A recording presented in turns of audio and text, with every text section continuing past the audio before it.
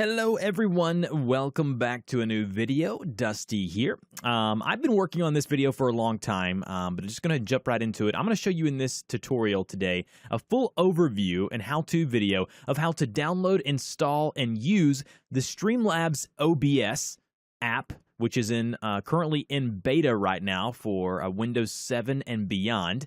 I'm going to show you how to download it, how to use it, how to install it, and this is a really fantastic tool that I've used for a few months myself, and I can't wait to show you guys kind of as we dive in what there is to get into here. So, Streamlabs, what is it? Streamlabs is a company organization that allows you and provides tools for streamers and content creators alike to make their lives easier, and Streamlabs OBS or slobs, whatever you want to call it, is just something else in the line of fantastic tools that they are providing to you. So in order to download this guy, go to streamlabs.com. I'll drop the link down below if you want to follow along with this video, which I encourage you to do so. It will be linked up in the video annotations as well as the first link down below in the description, so you can basically just install it and then go from there. So what you want to do once you're at streamlabs.com is go to the option there, the green button that says download beta. Now, if you're not obviously if you don't have a Streamlabs account, you can basically go up to create one. You can go to log in here, and when you go to log into Streamlabs,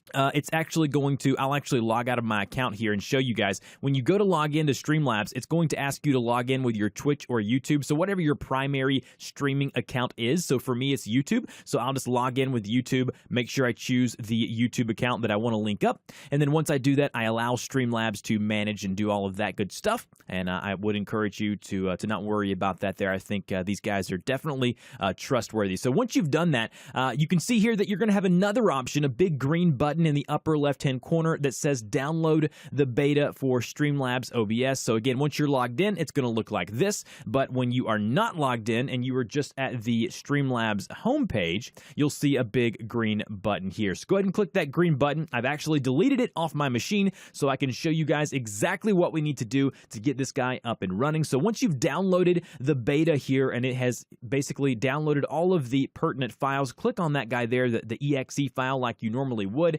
Go ahead and allow your computer to do that. You're going to see something that looks like this here. Go ahead and click I agree. Choose where you want to install the software on your PC, and then once you're ready, it may go through about a 2 to 5 minute installation process depending on the, I guess you would say, the speed of your PC. Once you're done, go ahead and click finish, and then leave the checkbox that says run Streamlabs OBS, and this will actually create a little icon for you on your PC to just basically click a little shortcut, and you should be good to go. Now, all right, and once you've downloaded and opened the Streamlabs OBS file here and the application is running, you're going to see something that says import from OBS or start fresh. Now, you could import all of your different settings and themes from OBS if you're using the native version of OBS. I recommend clicking this blue button here. If you're following along with me, that's what we're going to be doing. It gives you a clean and fresh start. So once we do that, you're going to see all of the beautiful things here that Streamlabs OBS provides to you. Now, with this version, you're going to see that it looks a lot better than just the native version of OBS. Now, obviously, OBS is free. I'm so thankful for what they're doing, allowing Streamlabs to basically put a fresh coat of paint per se on the application. But as you can see here, we have our editor, our themes, our dashboard, and then our live panel here. So obviously,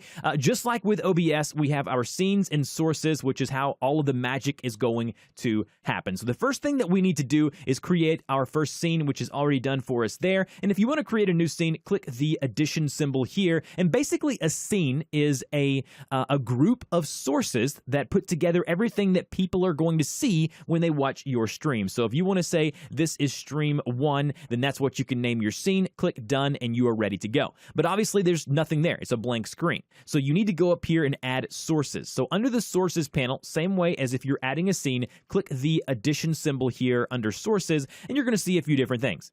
All of these are fairly self-explanatory. Image, browser source, image slideshow, all of this good stuff. We're going to add a display capture, which you guys pretty well know what a display capture is. We're going to go ahead and add that source now. And then once you've chosen your monitor, like I did, you're going to see here the YouTube channel that I have here. This is my monitor. You can see my mouse moving now. So that's kind of what we're going to be recording. Let's go ahead and add a webcam. So click the addition symbol there next to sources, and then go to video capture device. Now, if you are a longtime OBS user, all of these things are going to look familiar to you. If you're not, hopefully this is much easier than if you would just go and use the normal OBS, I guess you would say application. Now, if you do, however, want to check out my tutorial on OBS as well, I'll have that linked in the description as well. So go ahead and click add source on video capture device, click done, and then it's going to pull video. As you can see, here I am now waving at you. It's going to allow you to choose the different devices that you have. So I have my C922 webcam from Logitech hooked up here. And the beauty of the Streamlabs version of OBS is it gives you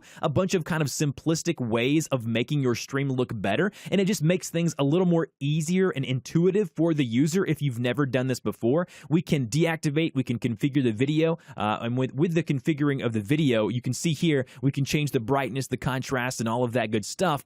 But what we're going to do is we're going to kind of leave this here just the way that it is and click done there. And as you can see, I can go on my stream here, and I can actually click and hold my webcam and drag it, and it'll kind of snap into place here wherever I want to put it within my, I guess you would say, my scene number 1. So as you can see here, we have a video capture device, a display capture, and then you're good to go. Now, within the sources here, you're going to see things that are game captures, you're going to see audio input capture, and we'll cover that here shortly. But the two that you need to worry about now are display capture as well as video capture, which will get you kind of started kind of where we are here. Now, again, a game capture is going to be if you have a game running, okay, and then you add a game capture, and then the OBS, Streamlabs OBS picks up that you have that game running, it'll automatically capture everything going on within that game. Now, I like to stay with display capture. It gives me a little more flexibility and a little more, I guess you would say, admin power over kind of what's being done, and that's kind of how you would go there. Now, underneath the mixer option here, which is going to be the next big thing you want to do, you're going to have desktop audio,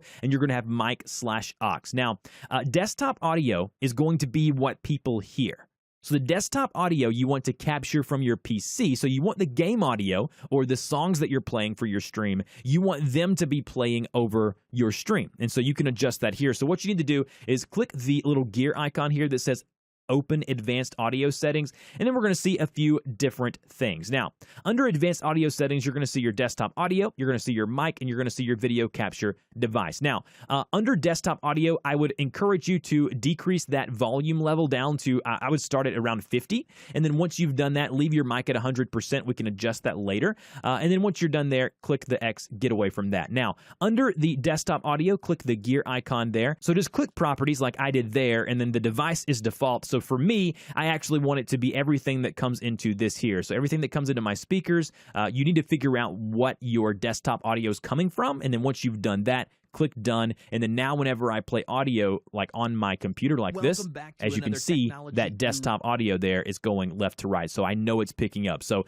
in order for you to test this, you need to play some audio on your PC and see if you get the lines like I saw here as if it's registering audio. And as you can see under my mic here, that's getting good reception here, but it's probably not the correct microphone. So in order to select your microphone, click that gear icon underneath microphone, go to properties like we just did. The device needs to be changed from default. So for me, it needs to be my Scarlett 2i2, which is my audio interface, and then click done. And then now, as you can see, it's picking up the audio from the microphone that I want it to pick up from. Now, once we've done all this, once you have your scene set up, you've got your audio ready, you've got your video ready, you're ready to play some games, or you're ready to stream for your business on your YouTube channel, whatever the purposes of this may be, you, my friend, are now ready to dive into a few other things. Now, We've talked about the editor, which is this here, but the beauty of the Streamlabs OBS is that it also has a couple other things. So the next thing I'm going to show you is your dashboard. So underneath your dashboard here, once you've logged in, not only do you have the beauty of the Streamlabs OBS to kind of stream from here, but you also have everything that they provide on their website. So it actually shows you all of your recent stuff, all of your recent donations and subscribers. You can go to My Donations to see where people have donated to you. You can actually go here under your donation settings and change that. You can add widgets here. So like all of the things that you see, let's say you want to add a donation ticker or a stream labels or event list, everything that you see people do with their streams where things are coming up on their stream as people are subscribing, as people are donating, all of that basically can be done here. So like the event list, all of these here that are going to show as people are subscribing, we can basically copy. So let's go ahead and copy that. So let's copy the URL here, go back to our editor here, and then go to our sources, click the addition symbol, and then what you're going to want to do here is go to browser source. Anything you add from a URL will always be browser source. Click add source, and then what you can do is you can change the name if you want, click done, and then go ahead now and paste that URL that we just did. So we'll go ahead and paste that URL, click done, and now what's going to happen is you can see now I have the event list here. As people subscribe and donate, it's coming up as a wonderful list here above my webcam. And that's not the only thing you can do. I mean, with the dashboard here, you can see that there's many more widgets. There's the goals widget, the stream boss widget, the chat box, the viewer count. There's so many things natively within Streamlabs, and if you guys want me to, I can do a much more in-depth video of this showing you how to set all of that up. But if you want to add any of these, you just do it via a browser source, which is where I showed you just a few seconds ago. Now, another cool feature is the themes that they provide to you. So basically, Streamlabs OBS allows you to set up and utilize all of these scene themes. So basically what you can do is, let's say, oh, I really love, I'm playing God of War, or I'm doing this, and I want my stream to look like this one here. And then once you're satisfied with the way it looks, go to install overlay. And then once you install it, it adds as a fresh scene collection in your editor. And so now under editor, you can see basically it's giving you all of these things. So as you can see, here I am live. Here's my BRB screen, my ending, my offline. It gives you all of that stuff. And then under live here, when you go live, it's going to basically show you a list of things that are happening minute by minute as people subscribe, as people follow you. Again, there are just so many different things that you guys can do. And I encourage you, if you haven't already, download the Streamlabs OBS application. You will not regret it. Hopefully you guys found some value out of this. I truly believe that this is one of the better apps for people wanting to get into streaming because of how easy it is. And so it's one of those things to where I really think you guys should look into it. And so once you're ready, once you're done, go back to your editor, and then when you're ready to go live, you hit that big go live button. But you may be thinking to yourself, well, is that all I have to do? And you've got one more step. So the last step you got to do is go up here in the right-hand corner where you see settings, go to settings, and then right here where you see stream, you've obviously got to choose your streaming service. So we'll change this from Twitch or YouTube or Mixer or Facebook, whatever we want to stream to, and then go ahead and paste our stream key. If you want to know how to find your stream key on YouTube or on Twitch, I have videos showing you how to do all of that stuff. I can link those in the description of this video as well. Once you've set up everything here and you've linked it to your Twitch or YouTube account, click the green done button, and then all you need to do next is go to the green go live button here. And then once you do that, it'll count down 3, 2, 1, and you are off to the races. You are streaming. Now, I would encourage you a few pro tips here under settings. One of the things that I would encourage you to do is go to output and then go down here and look and see kind of what your bit rate is.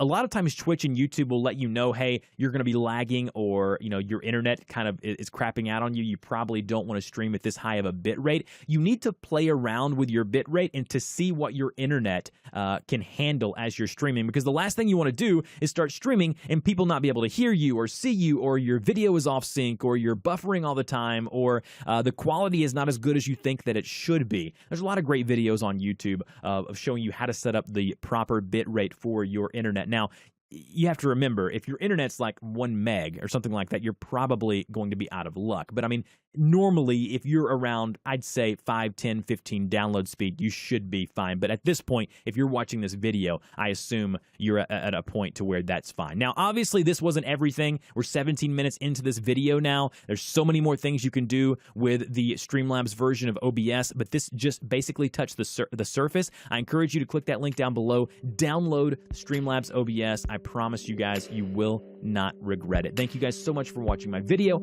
Hopefully it was helpful. If it was, slap that like button, subscribe to my channel, share it with your friends and family, and I will see you guys in the next video.